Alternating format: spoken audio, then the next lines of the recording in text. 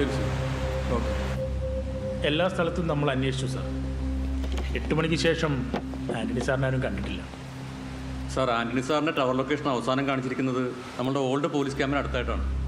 സാറിൻ്റെ last call പോയിരിക്കുന്നത് അദ്ദേഹത്തിൻ്റെ ഭാര്യ മേരിയുടെ നമ്പറിലേക്കും അവരുടെ ടവർ ലൊക്കേഷൻ കാണിച്ചിരിക്കുന്നത് കർണാടക ബോർഡറായിട്ടുള്ള പൊന്മുടി ഫോറസ്റ്റ് ഏരിയയിലാണ്.